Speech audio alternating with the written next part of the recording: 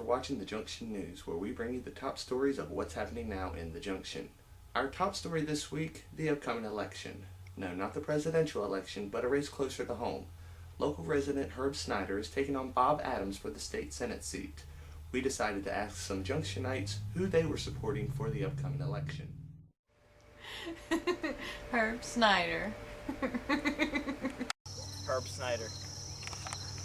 Herb Snyder. Herb Snyder. Herb freaking Snyder. Herb Snyder, number 1. Bob Adams. Bob Adams. Well, it's not unanimous, but it does look to be a landslide. We'll keep you posted to see who comes out on top in this election come November. Whoever does win will be tasked to help the Junction residents with many issues, one of which the high cost of gas. Many Junction residents have actually parked their gas-guzzling cars and SUVs and opted for a more unconventional approach to transportation. Let's take a look. As you can see, some people have actually started riding lawnmowers instead. The trend is catching on, with even some residents going the extra mile to save fuel by pushing their lawnmowers.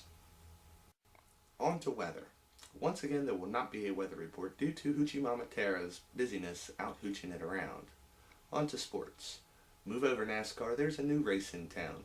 The Junction Racing League got in full effect this week with its inaugural race, with Stephanie claiming first place.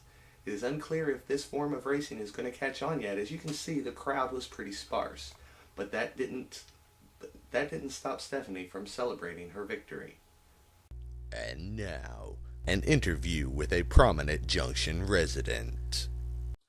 Hello, and thank you for taking time out of your busy schedule to sit down with us.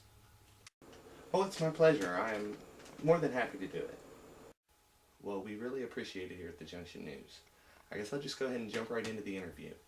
A question that's on everyone's mind is, how does a typical Junction resident such as yourself achieve the success that you have? Well, I've actually achieved my success by simply being myself. I think that that's the most important thing, is for people to be themselves. And so for anyone that wants to have success is, I guess, try to be more like me. Good advice. Second question. Of all your many accomplishments and accolades over the years, what project or accomplishment would you say that you are most proud of? Without a doubt, my greatest success would have to be the Junction News. As the creator, the writer, the actor, the founder, the director, it's been by far the most successful endeavor I've ever undertaken.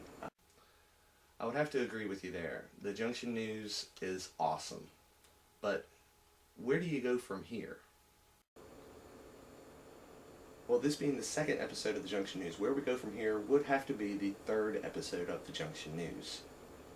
Well, that is certainly exciting, and I'm sure that everyone, all of the viewers, myself, is really looking forward and can't wait to see what the future holds. Thank you again.